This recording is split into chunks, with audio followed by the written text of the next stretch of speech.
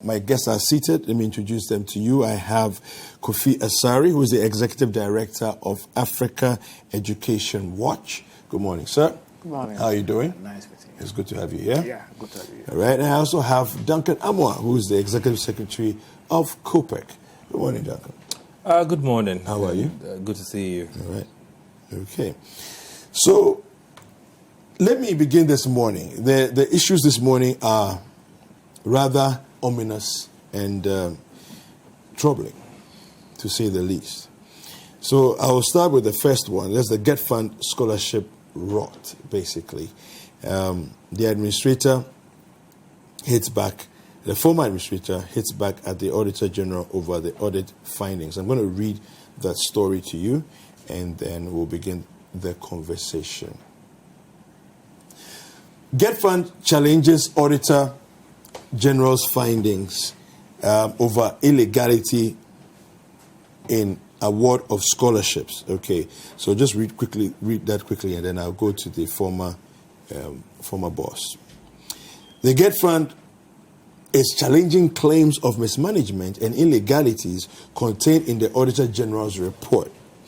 The GETFund, in a long response to the Auditor General, discredited many of the assertions in the report, indicating, among other things, that the claim that it had discontinued the scholarship funding to the Scholarship Secretariat since 2008 is false. According to the GETFund, they disbursed funds to the scholarship even in 2009. In 2009 and 2010, the Scholarship Secretariat submitted a schedule of fees and stipends due Ghanaian students studying abroad for the GETFund to transfer same to the Ghanaian missions abroad. In 2011, as part of special allocations towards social intervention programs at the instance of government, an amount of 22 million Ghana cedis was allocated and released to the Scholarship Secretariat, the GETFund said in its response. All right, let me go to the Auditor General, former Auditor General response. Former GETFund boss's response. Okay, he says the Auditor General's claims are ridiculous. I was diligent in giving scholarships All right. A former director of the GETFund, Sam Garba, has denied any wrongdoing in the manner in which he administered scholarships during his time in office. A performance audit conducted by the Auditor General on the GETFund found that over 2,000 scholarships were awarded to undeserving people, including politicians. The report, which covered the period between 2012 and 2018, found that the GETFund largely circumvented processes to award the scholarships and failed to institute systems to scholarship monies to ensure that scholarship monies were prudently used. Sam Garba, who served between 2012 and 2016, said he only followed the existing procedure in awarding scholarships upon the assumption of office. All right, let me come to you first of all, Kofi Asare. I'm sure you've been following the stories going on, the back and forth. The Auditor General seems to have done a very, very detailed audit of the GETFund between 2012 and 2018. GETFund, with the current administration, came out immediately to debunk a lot of the things that he said in the report. And then now we also have the former boss of the fund also lashing out at the Auditor General and saying that basically he didn't do a good job and that they have no blame. What do you make of all this? The GETFund issue should have been much simpler to deal with if Ghanaians, certain Ghanaians, were not going around defending the rot. You know, when you have an issue to confront and you have people pretending that there is no issue to confront, then it makes it difficult for you to strategize in confronting the issue head on. The fact that Ghanaians, you see a Ghanaian defending, the rods.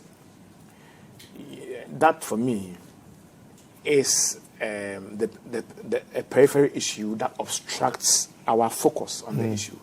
The issue we should be discussing today shouldn't be whether it is justified for us to use GETFund money to fund MPs and Ghanaian scholarship abroad. That's not what we should be discussing. What should we be discussing? The issues at the GETFund are two. Yeah.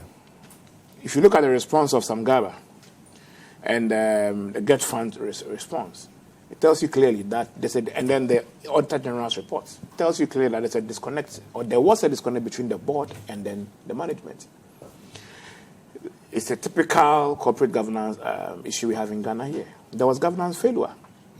Why do we have that? It is synonymous with most of our public institutions because of our setup. And we've spoken about this severally, but there seems to be no political will to review the system. Will you absorb the board? Though? No. The challenge is that there is a board appointed by the president, and there is an administrator also appointed by him. Okay? So the president appoints the board and appoints the administrator. In many a times you find that the administrator who's supposed to be accountable to the board is actually a powerful political figure than even the board chairman. And so you find that there is what you used to call a breakaway secretariat. Okay. In respect of... Explain that. Where the administrator, who is the head of the secretariat, feels so emboldened politically and has enough power, and then take decisions without approval of the board. Or may take any decision with the understanding, or with the understanding or the conviction that the board will definitely ratify it because of the political strength he enjoys. Okay. So there was a disconnect because you find that most of the decisions were taken by the administrator per the Auditor General's report without necessarily getting approval from the board. Recourse to the board. So that is one. The second issue is the non-existing institutional framework. You see, GETFund, when we were setting up GETFund, we were part of the debate in 1996, 97, 98. We took part in the debate ahead of GETFund. And we are clear now. I am clear in my mind about why GETFund was set up. I don't need to read the act. In the cabinet, the memorandum that was sent to cabinet, the memorandum, which normally precedes the actual bill. Yes. It is clear about the intentions of Ghanaians then about why we needed the fund. Tertiary institutions were trying to push through our throats, down our throats, fees for academic and residential facilities purposes. Yes. And then the idea was that, look, it was going to cause a lot of inequity because people were needy, they couldn't pay the fees, and so let's set up a fund. So that the fund will provide funding to tertiary institutions to expand their infrastructure without necessarily charging students that. And then also, same needy students providing scholarships for them to pursue their academic endeavors. And so we're clear in our minds. At that time, there was no discussion about using GETFund money to finance capacity building of any public or civil servant. Yeah. It wasn't part of the discussion. And so, since that law was passed, if you read Section 24 of the law, it says that the minister, in consultation with the GETFund board, would develop a legislative instrument. Okay. If that legislative instrument had been developed by now, 20 years after the passage of the law, there would have been a legal framework within which the Secretariat would have had its role defined, its relationship with other state agencies, including the Scholarship Secretariat, the Parliamentary Select Committee on Education, and other agencies that it is dealing with now, would have been clearly defined. So the Scholarship Secretariat does not have a legal framework? No. They have not. Anytime it's raised, the politicians throw it away because that is the green light for unnecessary political interference. In the presence of an LI, the Secretariat will be insulated from excessive and undue political interference. And so it is in the interest of politicians who want to control the fund and abuse it for that matter, not to get the LI. Anytime the LI is raised, they water it down. And so the absence of the LI has created a situation where the GETFund administrator has now assumed the functions of a scholarship manager. I saw the best practices that was projected here. Yeah. The GETFund has no mandate to award scholarships. Yeah. It's not their job. It's not. They have no mandate to award scholarships. Their job is that they are a fund management agency of government. Yeah. That's all. The Scholarship Secretariat is the only statutory body mandated solely for scholarship management. And so the GETFund's role is to fund that agency's work. But because of the absence of the LI, and then the strength that the administrator normally enjoys by virtue of the appointing authority, the president, you always find that in the absence of the LI, they do whatever they want to do from it. That is why we are here. Duncan Amoah. You know, I prefer to go with the common man. Oftentimes, when issues of public expenditure, we'll talk, and no action, nobody gets punished. Yeah. It's become the order of the day. And one thing to do with people being irresponsible with our finances or resources is that the moment yours come and you are not punished, he takes a cue. When his comes and we talk, and a week later nobody is punished, I take a cue. So now we've created a situation where we have fireballs all over the place. Everybody is given a certain job to do, and then they also create a certain banking situation around them. How to milk the little job that they have to do, how to make the most of it. And at the end of the day, we will talk, we will whine, we will complain, we would argue. But hardly do you get proper accountability ensured. Yeah. I would doff my hat off once again, if I had one, to the Auditor General. I think if anybody has, this country at heart at present, it must be him. The things that most other institutions would have simply covered, would have simply resorted to, correspondence back and forth. He will put them out there and say, these are the irregularities. And these are the things that we are not expecting to happen. But they are happening. Yeah. The number of rot the Auditor General alone has uncovered in the past few months. Yeah.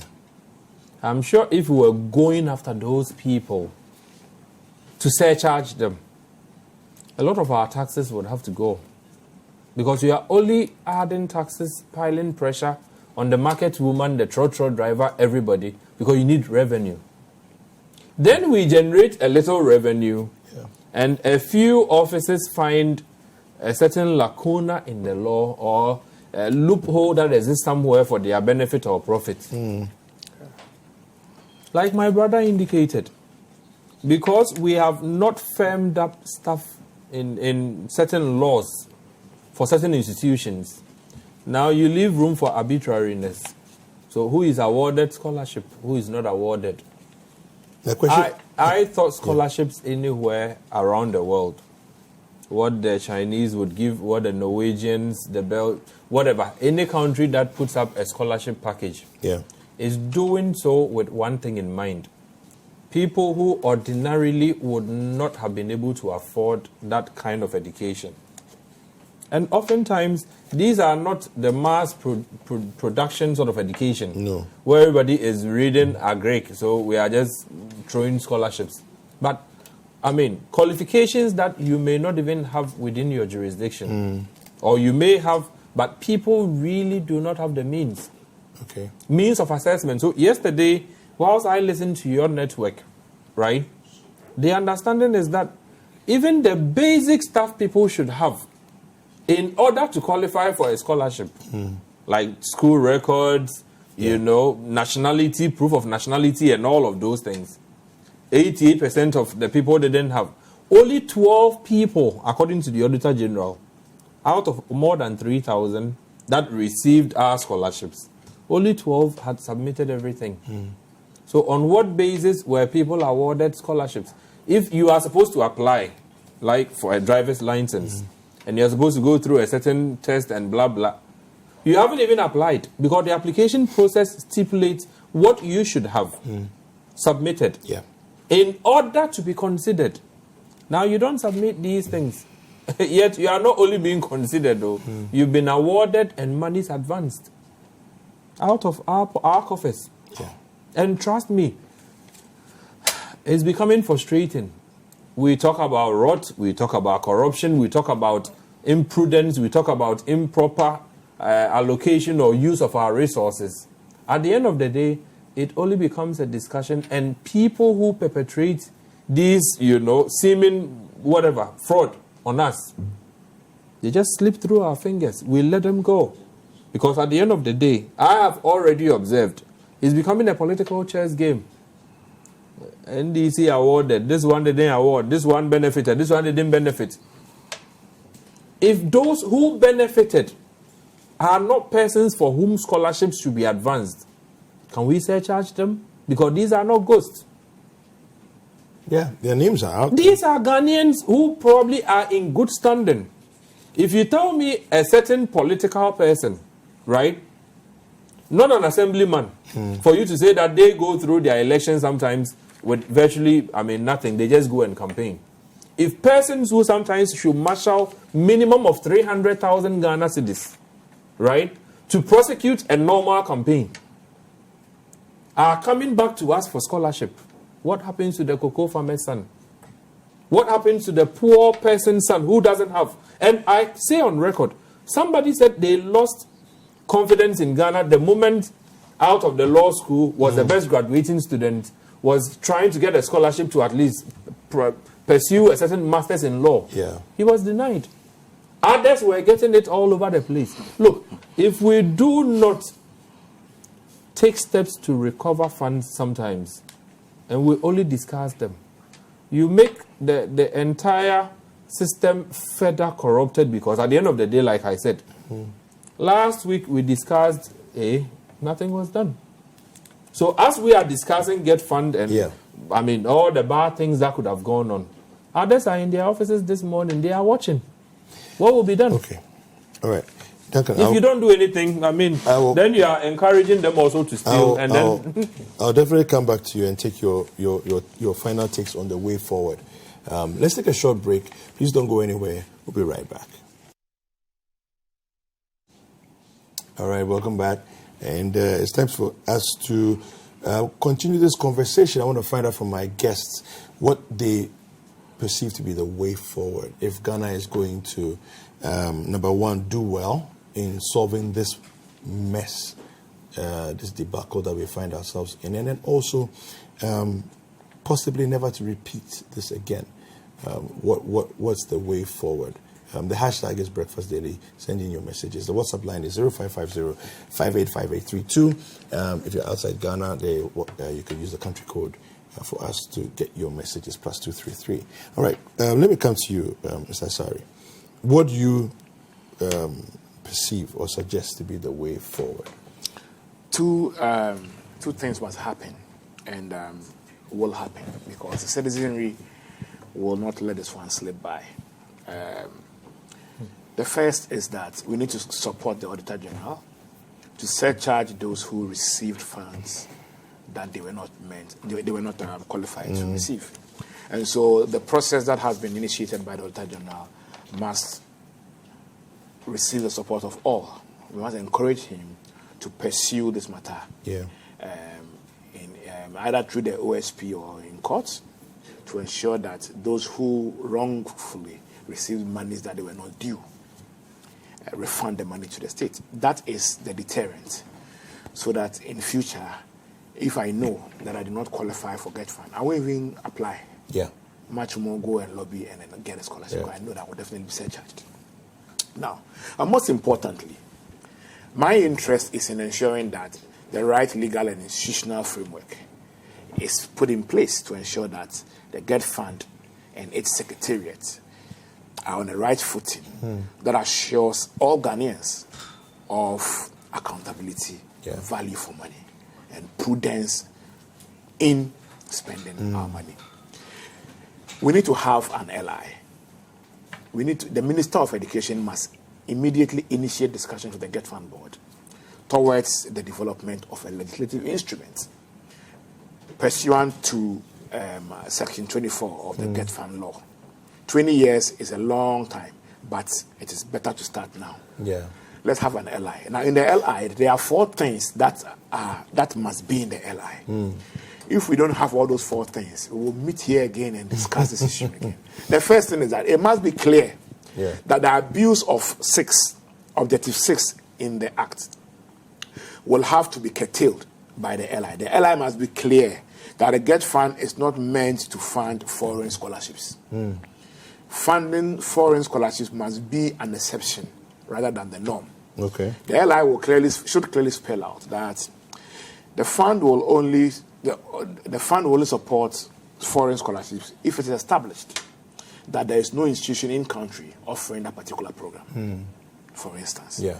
And so that is one. Second, the fund will have to make it clear in the LI. The ministry will have to make it clear in the LI that the fund is not meant to fund activities of members of parliament. Currently, about 3% of the fund is used to fund MPs' monitoring of GETFund projects. That is a waste.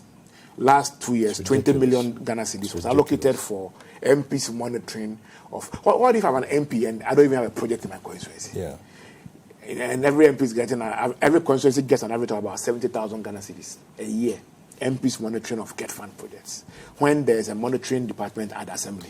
And so that must be clear in the fund. Yeah. The third thing is that it must be clear in the LI that the GETFund Secretariat has no right to administer scholarships. Yeah. Their work is to manage the funds and pay the money to the Scholarship Secretariat, which also has its own problems, so that they will manage the scholarships. Yeah. So that's the third thing. And then the fourth thing is that the LI must be passed immediately. We must accord the LI the priority we have accorded other LIs of executive priority.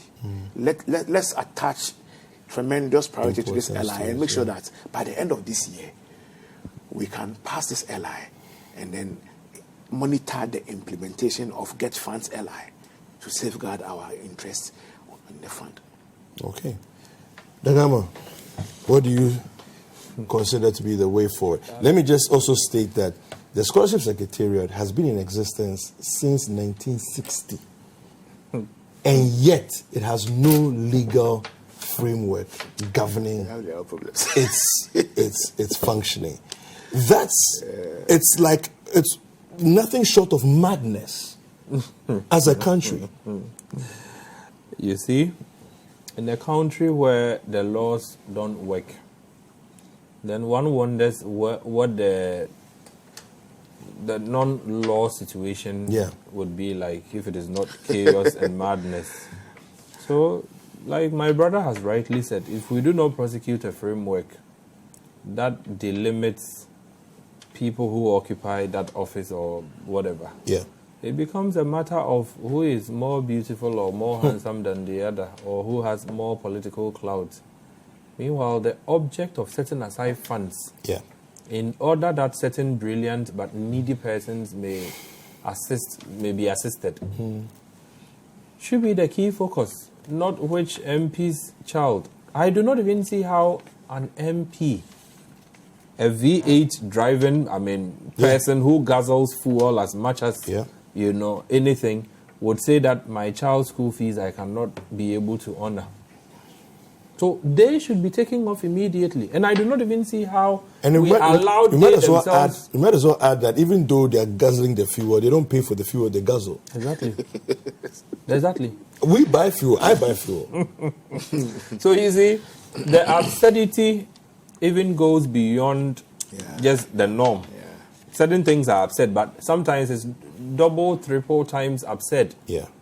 People who clearly can afford are sometimes the ones taking our little scholarships.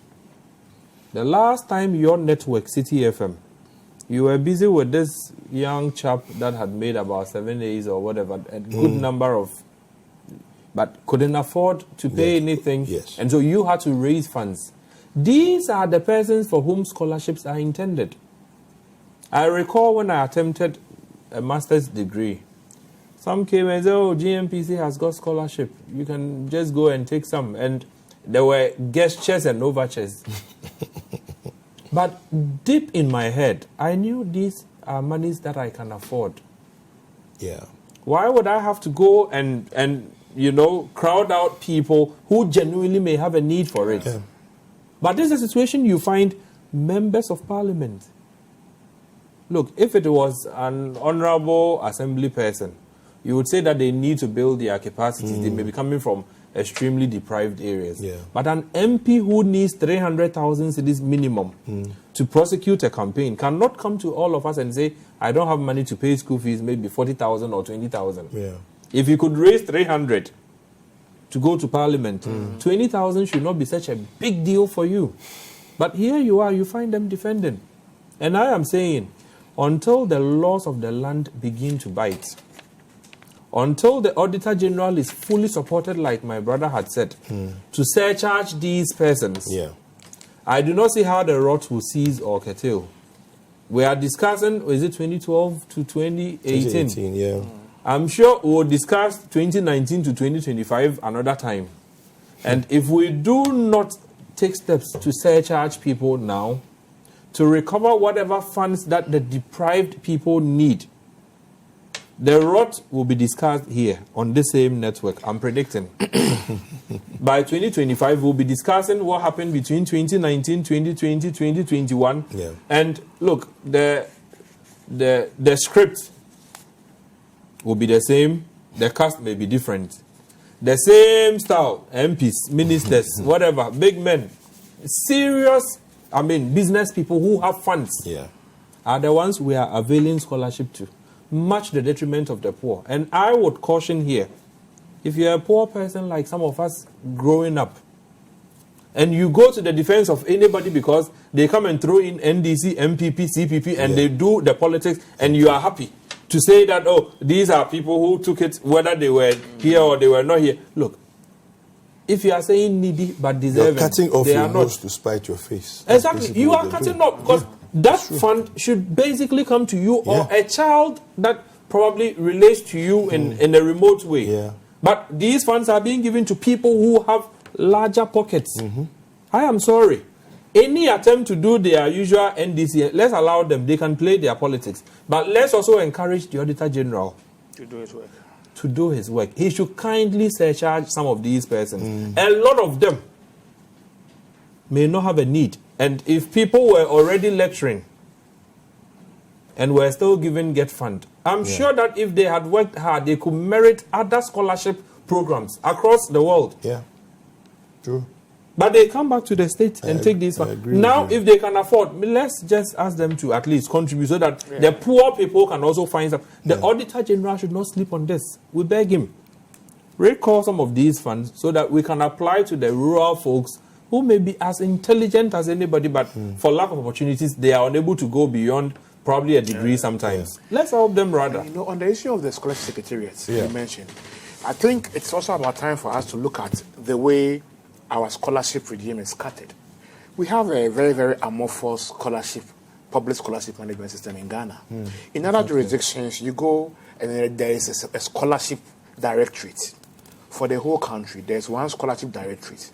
When you go to the scholarship directorate, then they are the actual managers of all the various scholarship schemes, corporate scholarship schemes, public scholarship schemes, all of them. And so everything is put into one basket for a very competent and independent agency to manage. In Ghana, we have the scholarship secretariat. We have the GMPC Foundation administering their scholarship. We have Cocoa Board administering their scholarships. In the public sector alone, we have about 8 to 10 different scholarship programs run with state money, whether it is from GMPC or from Cocoa Board or from where. And I think that it's about time for us to have a conversation about how to synchronize and harmonize this scattered amorphous scholarship management systems into one strong and independent institution, so that we can have value for money in scholarship management, so that GMPC will not have to manage their own scholarship as if the money belongs to them. Yeah. Tomorrow we might be discussing GMA scholarship. Who knows? So that we decouple the function of managing scholarships and then hand it over to a competent independent agency to manage all of them in one basket. You may still have the attribution that this is GMP scholarship, but let it be managed by that particular scholarship directorate, which should be given proper legal and institutional backing. Okay. Do an independent job. I think we can do that. Okay. Thank you. I would just like to say that, the Act, which is Act 581, which was promulgated on the date 25th August 2000, in the year 2000. It's very clear, what it says, and that the object of the fund, it states here under the object of the fund, and I'm not going to go into it because we don't have that much time.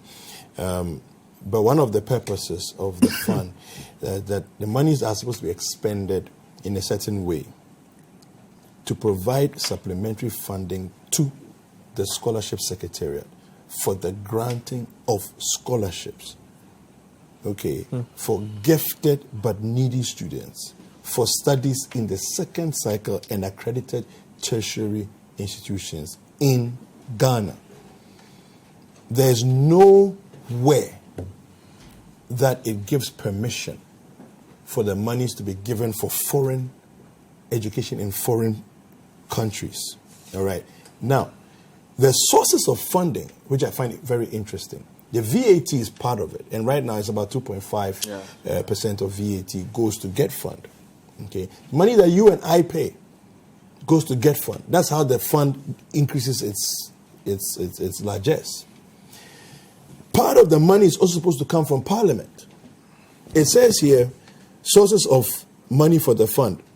Part B, such other money as may be allocated by Parliament for the fund. My question is, if Parliament is supposed to contribute to the fund, why is Parliament and parliamentarians taking away from the fund? Good one. All right, let's do the next topic. We can be at this all day. So, the financial sector cleanup. Government has promised that, the president has promised that everybody's going to be paid. All right, so the story I'm going to take from the Daily Graphic, and it says here, collapsed savings and loans companies. Processes to pay customers begin, which is good news. Customers of collapsed savings and loans, as well as microfinance institutions, also known as specialized deposit-taking institutions, can now heave a sigh of relief following the initiation of a process to pay the full amounts of their deposits to them. The receiver and official liquidator of the defunct SDIs started the process yesterday after the Ministry of Finance had announced that 5 billion Ghana cedis would be released to the Consolidated Bank Ghana Limited to be used to settle the deposits of customers. The amount will benefit customers whose funds were held up in the 23 savings and loans companies and the 386 microfinance and microcredit companies that collapsed last year. A press statement from the ministry and the CBG said the amount was a combination of cash and bonds and would first benefit customers whose claims had already been validated by the receiver and official liquidator. The CBG statement urged customers whose claims were yet to be validated to exercise patience whilst the two institutions carried out the validation exercise. All right. It goes to talk about the president's assurance and all of that. And, well, it looks like we're in a good place. Duncan. Are we? You are almost are we? Cynically. No, but are we? in a good place. Well, here it's monies have been released. I didn't write the story. No, I know, but here. I agree. I heard the president at the State of the Nation's address. Yes. And he was categorical that everybody is going to receive their monies. Including DKM? Now, so these monies, per what we are also being told, are going to be coming from public debts, right? Well. Yeah, we are borrowing to pay. Where did the actual monies go? The 5 billion? Into people's pockets. Wherever, the depositors' funds, where did they go? Did they just vanish? Was it an accident? Did people wake up one morning and just like fire, things had been raised down? Where did these monies that we are now going to borrow to pay people, where did the original funds go? We haven't been given answers. No. And we are committing public funds. I would caution that if indeed there's no way to recover these funds, let's add the men's gold customers too. They are also Ghanaians. Okay. I would beg and beg again. If somebody went to invest in a certain financial institution, right? Yeah. And you say the institution has probably not done the A, B, C, and D, they've been collapsed. The institution has not given you a trace of where those funds, you know, I did a bit of banking, so sometimes these things give me a headache. Yeah. Banks operate solely on two legs, their assets and liabilities, right? Okay. Before you collapse the banks, a bank would have these liabilities as people's deposits, people's savings and all of that, investments. Those are liabilities to the bank because it has to pay back. Yes. A bank has also got assets, loans that it has also advanced to people, right? Mortgages that it has advanced, car loans and all of them. Yeah. So are we saying that these banks had no corresponding assets to defray their liabilities? If there is a gap, right, what is the ratio? Are we saying that we are paying everybody out of the public, coffers? Yeah. Because these banks had zero. There must be a lot more transparency in this whole process because it is becoming more or less like we have gone in, we've collapsed these banks, right? Now, whatever they owe the public, we are going to source for funds from a certain loan and come and pay them. Were these banks totally empty? They had no assets? Interesting. Is the receiver, right? Yeah. Also pursuing people who owed these banks? That's a good question. To recover. That's a good because question. if you take our public funds that you could have used to build roads and hospitals and commit 17 point whatever billion, the assumption is that the banks took the money and the monies either went into people's pockets or the monies went into the ground or the monies vanished into the thin air. And so because the banks have no longer been operating, we need to pay everybody to the last person from public coffers. That is worrying. Yeah. If the banks were zero, let us know. If they had assets, you know, if you strike out their assets to their liabilities, how much was each bank possibly owing? You've collapsed a couple of banks and a couple of savings and loans. I'm sure if each of them even had a certain, variance of 100 million, and you put them, we may not have to spend this much. But clearly, it's being treated as though we raised everything down to zero, and we are erecting everything, So the amounts involved, it gives headache, honestly. Mr. Asare, what's your take on this? From the customer's perspective, the state will have to be accountable to the customers because there has been regulatory failure. It is not the fault of the customers that the Bank of Ghana could not do its work well. That's true. So the state will have to definitely pay these monies to the customers. And so in principle, I am not against this, except that we had alternatives. The other alternative was not to have collapsed the banks, allowed them to take some overdrafts, and then the state could have annexed their boards and then control their governance systems, help them to run the banks into progress. that was the alternative, but we chose this particular approach. So far as I'm concerned, the customers don't have their money. They have suffered for long. It's taken about 2 years and plus some have died, waiting for this money. A bit problematic is that you see this caption here. You read the story is saying that the Bank of Ghana, the money is yet to be released. If you read the story, it's as if someone has even gotten the money or decided paying, but the money is yet to be released from the finance ministry, more or less. And so this is not different from what the president said in his SONA. But there are some issues of exclusion surrounding what the president said in his SONA. Yesterday, I was listening to a discussion on Citi. It suggests that the fund management agencies are not part of this. This is just for the savings and loans companies. About 70,000 people have their money locked up at Gold Coast alone. Yeah. No, but it says here that the microcredit, 386 microcredit, will be part of it. Yeah, but they are not.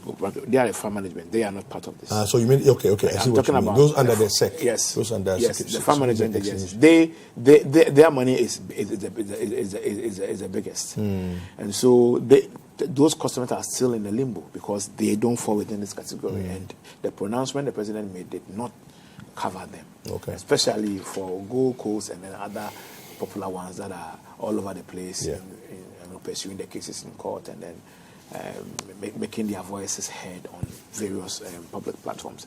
And so I think that if government is doing this for the savings and loans category, those in the category of the fund management agencies, they deserve to hear something from government in respect of what the roadmap for the payment of their monies are. And that it will be heartwarming to have that information. But it's good that after years and months of waiting, this effort has kickstarted. Progress seems to be.